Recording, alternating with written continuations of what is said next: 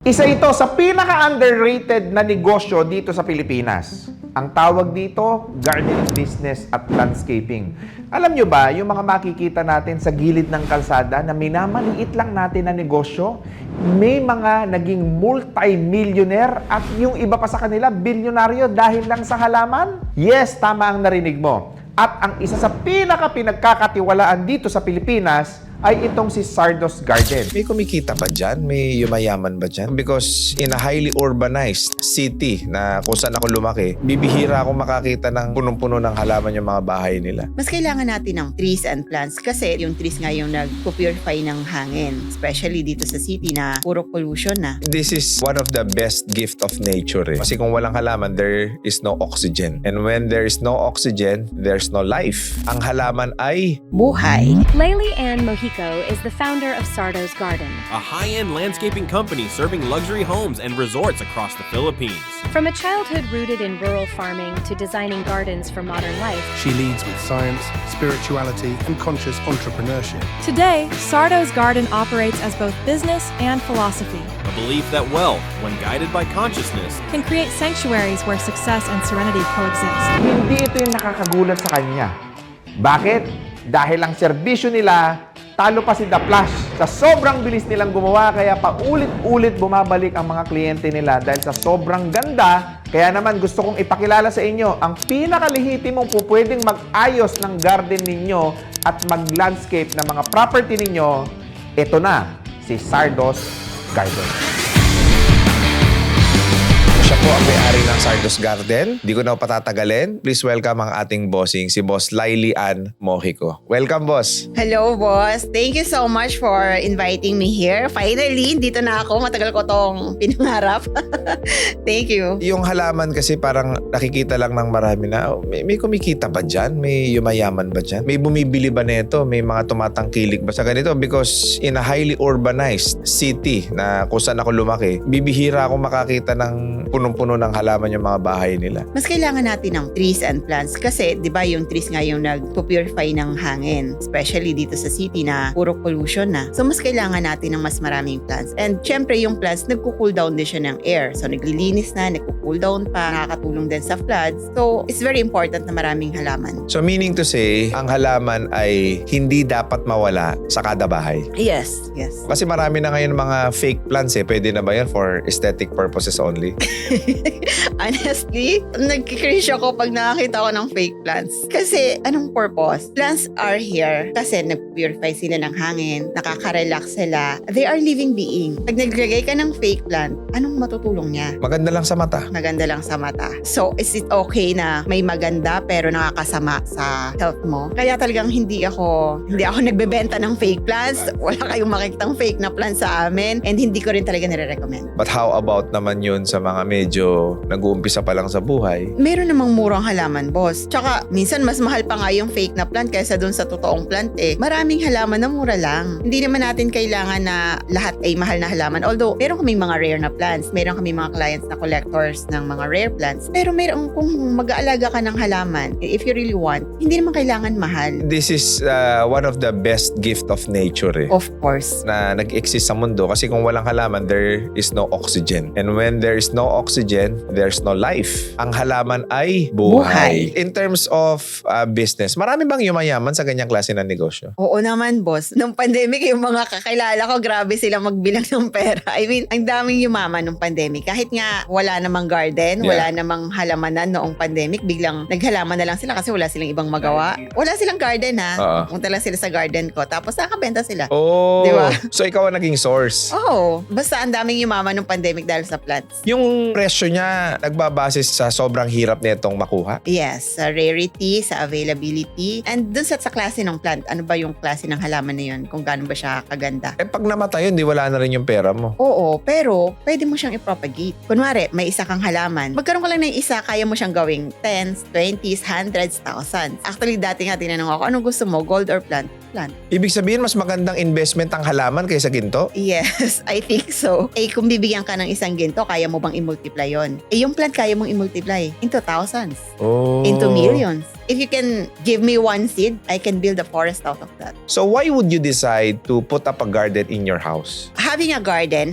it is a holistic approach to wellness. Physical, mental, emotional, spiritual. Sa physical, kapag ka nag-garden ka, maarawan ka, may exercise ka, so magkakaroon ka ng weight management. And habang gumagawa ka sa garden, yung mental and emotional wellness mo, maayos. Kunwari, boss, galit ka, tapos nagpunta ka sa garden, tumigil ka lang doon, or naglakad-lakad ka doon, or pinansin mo lang yung garden. Pansinin mo, in just a few minutes, mawawala yung galit mo. Ah, ganon? Yes. Or kunwari, meron kang kailangang pagdesisyon na medyo mabigat. Punta ka muna sa garden. Yung eyes natin, kapag nakakita ng greens, automatic mararelax tayo. And when you have a relaxed mind and peaceful mind, magkakaroon ka ng clarity. Mas maayos ang decision making mo. Sa spiritual naman, kapag ka nasa garden ka, pwede kang mag-grounding, pwede kang mag-meditate. You feel connected to the world, to the universe, to your creator. So you'll have that sense na parang ang gaan lang ng buhay. Ito sa paghahalaman, ilang taon mo na itong ginagawa? More than 20 years. Ano na inaipundar mo sa ganitong klase ng negosyo? Nakabili kami ng farm sa Quezon. Tapos nakapagpagawa kami ng bahay. Ngayon may nabili ulit kaming farm dito naman sa Laguna. So ito yung dinedevelop namin ngayon. Ang tanong, paano kayo nagkakaroon ng client? Noong una, sa Laguna Garden kami. Medyo kilala siya. Pinupuntahan talaga siya ng mga landscapers, ng mga buyers. So nasa lang kami sa walk-in. Sumasali kami sa mga bazaar. And then nag-online na din ako noon. Parang 2005, mayroon na akong laptop. Nagbebenta na ako sa Multiply, sa Sulit, ganyan. So yan, marami ako nakukuhang client. Sino mga sikat na personalidad ang nagawan mo na ng gardening services mo? Si Ava Diaz, si Mayor ng Marikina, sila Congressman Suarez sa Quezon. Ay, si Kong TV. Kayo gumawa kay Kong TV? Oo, Calavi Cortez. Kaya siguro mas nadodrone talaga ako dito sa business na to kasi pag nakikita ko yung mukha ng client na nagla-light up, pag Oo. nakita nila yung garden, parang sobrang fulfilling sa akin. Instead na mag-relax ka, hahanap ka pa ng magbabakasyon ka sa ibang lugar, sa province or sa resort. Pagka meron kang sariling garden sa bahay mo mismo or doon sa place mo, ayun na yung pahingahan mo. Parang Yeah. ka nang nagbakasyon. So if you're going to choose between a pool and a garden, choose a garden. Garden. But I'd say, why not both? Anyway, ma'am, sa kwentuhan natin ngayon, you have now, may bahay ka na, may sasakyan ka na, somehow nakuha mo na yung mga pangarap mo sa buhay. Meron ka bang matinding pinagdaanan sa buhay? Kasi ikaw, tingin ko sa'yo, mukha kang laki sa yaman, wala ka namang hirap eh. So, laki kami sa bukid. Lumalakad kami ng isang oras, more than 1 hour, to school every day. Literal na 7 ilog yung tinatawid namin. Kasi walang kalsada. Tapos walang kuryente sa amin. Saan lugar? Quezon Province. Malayo talaga. Nasanay ako sa simpleng buhay. Walang masyadong pera, ganun. Tingin ko sa amin, sobrang hirap ng buhay naman, ganun. Pero nung nag-spiritual retreat kami sa India, biglang nabago yung perception ko. Biglang sabi ko, hindi mo pala kami mahirap. Yes, kulang sa pera, pero ang daming resources eh. Libre yung tubig. Wala kami binabayarang kuryente. Walang kailangang pamasahe. Doon ko na-realize na, ay, ang saya pala ng experiences ko in life. Financially, maaaring salat kayo. Mm-mm. And dahil nasa bukid kayo, walang mode of transportation, maaaring pinagkaitan ka rin ng convenience. Oo. But it doesn't mean that you are actually poor. Kung tutuusin mo, yung mga nakatira sa bukid, readily may pagkain kang makukuha. And fresh. Maglibot-libot ka lang dyan sa paligid mo. Yes. Tama. Pipitas kami bago magluto. Yung pamasahe, okay, wala kaming pamasahe, pero meron kaming exercise araw-araw. Yes. And that's the reason maybe hindi ka sakitin. Wala kayong marangyang mga bagay sa buhay, but you actually live one with nature. And maybe that's the reason why mas kalmado ang perspective mo sa buhay. Nung bata ako, hindi ganun yung perception ko. Parang kawawa ka. Oo, kawawa yung tingin ko sa sarili ko kasi wala akong damit, walang tsinelas, walang sapatos, walang gamit. Pero kasi yung wealth pala, hindi naman sa material things eh. Yun lang yung natutunan natin. Na pag kinumpare natin yung poor versus rich, titingnan natin sa dami ng pera, sa dami ng material things. Pero hindi pala siya ganun. Ngayon, tinitingnan ko yung sarili ko nung bata ako, ay, naangyaman ko pala noon. Doon ako natutong mangarap din, boss. At saka, sagana kami sa pagkain dahil nasa bukid kami. Imagine mo kung nakatira kami sa urban city nung tas ganun kami kahirap. Saan kami kukuha ng pagkain kung wala kaming pambili? And ang saya ko doon kasi dahil bukid, ang lawak ng playground namin. Aakyat kami sa puno, tatakbo kami sa rice field, tatakbo kami sa mga hills, maliligo kami sa ilog. Very rich yung environment ko noon. So tapos, saan ka nakapag-graduate? Actually, boss, hindi ako nag-graduate ng college. Pero mas masaya ako na hindi rin ako nag-graduate. Kasi nakikita ko kung nag-graduate ako, di siguro ang arte-arte ko sa trabaho. Pero dahil hindi ako gumraduate, willing ako to work my way up or kung anong ibigay sa akin, gagawin ko. So, nung nag-join ako sa business, literal na lupa. Nagtatanim ako, Bakit halaman ang negosyo mo pinasok? Dati, yung husband ko ay nagtatrabaho sa uncle niya na mayroong malaking landscaping company. So, doon siya natuto ng landscaping, doon siya natutong maghalaman. Before ako mag-join sa kanya, empleyado ako. Tapos, yung husband ko, walang boss, pero lagi siyang may pera doon sa garden. Sabi ko, teka, mali yung decision ko.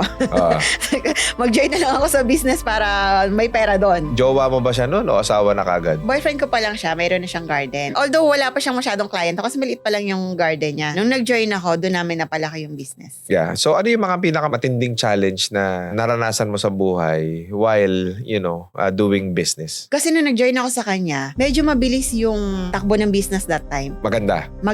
Nag-expand kami na nag-expand, bumili ng farm dito, bumili ng farm doon. Lumaki yung business ng mabilis na hindi naman sumabay yung capacity or capability namin to manage the business and to handle the challenges. Kung kailan ka nagkapera, doon ka na-depress. Noong 2018, na-depress ako. Bakit ka naman na-depress? May pera ka na, may negosyo ka pa. Kasi sobrang burnout siguro and 2014 kasi namatay yung father ko. Hindi ko alam na na-depress pala ako kasi nalubog din ako sa utang. Sa halip na mag-mourn, kailangan kong maghanap buhay, kailangan kong magtrabaho. So, hindi ko naintindihan yung mental health ko noon. Ayun, na-depress pala ako noon. And then, hanggang sa 2018, mas lalong lumala yung depression ko because of relationship problem. Ano yung relationship problem? Ano nangyari? Ayun, yun sa husband ko. Dahil nga depressed ako at lagi akong triggered, lagi akong galit, talagang hindi naging maayos yung relationship namin. Naghiwalay kayo? Naghiwalay kami. So, mas lalo na ako na-depress. Hindi na ako makabangon sa kama. Hindi ako lumalabas ng bahay, ganun. Hindi kasi naiintindihan na maraming tao eh. Ano yung pakiramdam ng depression? I-walk through mo kami dun sa overall experience ng isang depressed na tao. Kahit gusto kong bumangon, mentally, sabi ko, babangon ako today. Pero hindi ko kayang ibangon. Hindi ko alam ba't ang bigat ng katawan ko para ako nakatanim sa kama. Para bang natatalon ng mind ko yung body ko. Hindi ko siya kayang So, pagalawin. ibig sabihin nakahiga ka maghapon. Tapos, what else? Wala, hindi ako kakain. Hindi Ano ako ginagawa mo habang nakahiga? Iiyak. Iyak lang. Huwag mumuni-muni. Tapos Ilang oras ang makakatulog. lilipas ng buong araw mo, ganon. Tulog, iyak. Ganun lang. Eh, grabe, hindi pala biro ang depression. Mahirap siya, boss, kasi yung feeling mo na hopeless ka na parang, hindi lang sa walang purpose yung wala ka nang magawa, parang ganun, na kahit pagbangon, hindi mo kayang gawin. Yun yung mahirap. So, anong medication ang ininom mo nun? Wala, boss. Nagpa-check up ka sa doktor? Hindi ako nagpa-check up. Kasi akala ko that time normal yung nararamdaman ko na pain. Akala ko normal na magsa-self-pity lang ako, feeling ko victim ako, ganon. Akala ko normal yon. Akala ko kasi, matatapos din to. The problem is, namatayan ka ng tatay, naghiwalay kayo mag-asawa, nalugi negosyo. Oo, napabayaan namin parehas. Nung napagod naman ako, kasi nakakapagod din pala yon. After 1.5 year, naghanap ako ng makakatulong sa akin kasi that was the lowest point of my life na talagang nasa rock bottom ako. Kaya yun nga, lahat ng programs ni Tony Robbins, graduate na ako dun. Talagang kinuha ko lahat. Meron yung business master. Tony Robbins. Yes. So, ibig sabihin, yung kinita mo sa business, pinang-enroll mo ng self-development. Yung personal development, talagang utang lang yon. Lakas lang ng loob ang meron ako. Ibig sabihin, na-depress ka, imbis na magpa-check up ka sa doktor, umatin ka ng personal development. Oo. Bakit? Hindi ko naman alam, boss, na depressed ako that time. Akala ko normal lang yon. Ang iniisip ko, pag nakikita ko yung mga ginagawa ni Tony Robbins, alam mo yun, yung natatransform yung life nila, sabi ko, gusto ko din yun. Sige, try natin kung kaya kong maging ganun. Kung kaya kong ibangon yung sarili ko. Inutang mo pa yon. Credit card. Credit card. Oo. Saan? Singapore yung UPW, yung Unleash the Power Within. That time, parang nasa 75,000 yung gastos ko. So, anong ginawa sa'yo ni Tony Robbins? Sa UPW, mayroong firewalk. Ang unang binabago pala is yung physiology. Ayan, Kasi di ba pag depressed ka parang ganyan, parang nakalubog, parang ganyan, walang energy. Pero kung magto 2 mm shift ka, yung ganyan ka lang, mababago yung biochemistry ng body mo. Or kaya pumalakpak ka lang. Palakpak ka lang, kahit kunwari malungkot ka, pumalakpak ka lang pumalakpak. Or kaya tumalon ka, or sumayaw ka, or mag-jumping jacks ka. Mababago yung biochemistry ng body mo and it will feed positive mental shift sa brain. Next step. Kasi ito yung natutunan ko kay Tony Robbins. There are two forces that control our life. It's our beliefs and our values. Kasi parang naging identity na natin yun. Kung ano yung paniniwala natin noon, parang, yun na yung paniniwala ko eh. Hindi mo kayang baguhin. Kahit pa hindi naman nakakatulong sa'yo or kahit pa nakakasama sa'yo yung belief na yun. Ayaw mong baguhin kasi part na siya ng identity mo. And yun yung pinakamahirap baguhin baguhin yung identity. Kasi yun yung pinanghahawakan natin na identity natin. That's us. Oo, that's us. Na pag nawala yun, sino na ako? So, mahirap yun baguhin. Pero, we can shift yung belief natin kung ililista lang natin yung mga beliefs natin. Tapos tatanungin natin, is this empowering or disempowering? Nando ka sa in denial stage. Depressed ka nga eh. Paano mo ma-identify? Kailangan mong face the truth. Kapag depressed ka, tanungin mo lang yung sarili mo, what's causing you this emotion? And totoo ba yun? I feel victim dati, iniwan ako, niloko ako, ganyan. Is that the truth? Maaaring umalis siya, pero masaya kaya siya na iniwan ka niya? Or nahihirapan din siya, pero umalis siya because hindi na talaga magkaayos. Parang magkakaroon ka lang ng shift ng perception. Kasi ang iniisip natin, para lang sa sarili natin, parang kaya lang tayo nadidepress is because we obsess on ourselves too much. It's about me. Ito yung natutunan ko kay Tony Robbins. Yung values, di ba? Ito yung dalawang force, beliefs and values. Yung values natin, merong towards values at merong away values. If you value adventure, for example, so pwedeng dun ka sa sugal. If you value peace, ano yung mga gagawin mo para mapunta doon sa peace? It really depends on our values. Ano yung mga disempowering beliefs mo na shift mo by just attending a personal development of Tony Robbins? Yung wala akong kayang gawin or wala akong capacity or wala akong talent, yun yung nag-shift sa akin na marami naman akong nagawa, marami na rin naman akong na-achieve. So, hindi totoo na wala akong kayang gawin. At hindi totoo na hindi ko kayang iahon yung buhay ko. Do you advise sa mga depressed people na umattend ng personal development? Oo. It's very helpful. Kasi when you're depressed, you should ask for help. Hindi to kaya mag-isa. Anong take mo doon sa mga kailangan inumin na gamot, mga prescription ng mga doktor? I'm blessed na hindi ko kinailangang uminom ng kahit ano. Kasi nga, nakatulong sa akin, hindi ko alam na depressed ako. Hindi ko alam na kailangan uminom ng gamot. Sa mga clinically diagnosed, wala akong masasabi. Hindi ko alam kung Kailangan nila ituloy or Oo. what? Pero You you should suggest? really take personal development, ayusin yung human psychology. Sa buhay ng tao, talaga namang magkakaroon ka ng challenges, masasaktan ka. That's normal. Ang tanong is, paano mo siya haharapin? And paano mo siya isi-shift? Sabi nga ni Tony, ang problema ng mga tao is believing that they should not have problems. The truth is, we need problems. Because through problems, that's the only way we grow, we develop ourselves. And dun lang tayo natututo. That's how we learn, grow, and transform our lives. Ayun ang maganda, boss. After ng personal development ko, naayos ko yung family ko. So, nagkabalikan kami ng husband ko, inayos ulit namin yung business, nakapagpagawa kami ng dream house. Isa sa pinaka-biggest achievement ko is not material things, but it's yung maayos ko yung family ko. Kasi doon ko na-realize na pwede pala yon. Kasi di ba ang daming broken family na once na hiwalay na, wala nang balikan. Pwede pa palang ayusin. Kahit naabot hanggang langit ang galit nyo sa isa't isa, pwede pala siyang maayos. Hindi naman ako galing sa broken family. Mga kapatid ko, hindi naman broken family. Yeah. Sa mga relatives ko, wala ring broken family. Parang, oh my God, ako lang. Hindi ko ba kayang ayusin yung pamilya ko? Ano bang ginawa nila na hindi ko kayang gawin? But then, after the personal development, na-realize ko na mali lang. Kailangan ko lang i-shift yung belief ko. And I believe I deserve a happy family. Sobra ko siyang binavalue that I am willing to let go of my old identity just to achieve that happy family. Complete happy family. Thank you so much, Boss Lai. And I really had a great time interviewing you because hindi naman lahat ng tao is kagaya ng awareness na meron ka. So, ang dami ko rin natutunan sa'yo. So, Boss Lai, ito, sa lahat ng mga may bahay, may commercial space, may lugar sila for garden. How can you actually, encourage them to put up a small or probably a big garden in their houses or their commercial space? If they value peace, if they value joy, if they value wellness, if they value relaxation, then they should have a garden. Kasi a piece of garden is a piece of nature in your own house. Mayroon kaming Facebook page, www.facebook.com/StarDustGarden2020. So, message lang po kayo doon at sasagutin naman kayo agad ng aming team. Cellphone number is 0998-313-8288. Same din yan sa WhatsApp and Viber. Maraming salamat, Boss Lai, sa napakagandang interview. Nga pala mga boss, sa mga may capacity or capable naman po kayo, if you're looking for rare plants, yung mga tipong hindi ninyo makikita kahit umakyat kayo sa bundok ng tralala, available po yan sa Stardust Garden. So personally, ako na-experience ko yung service nila. Gusto ko ipakita sa inyo ngayon kung gaano kaganda yung garden namin. So maraming salamat, Boss Lai, at sa lahat ng mga nanonood, please do not forget to subscribe and click that notification bell para lagi kayong updated sa ating mga future videos. And also do not forget to follow us on Facebook, TikTok, Instagram, and Spotify. Muli maraming salamat and God bless sa inyong lahat.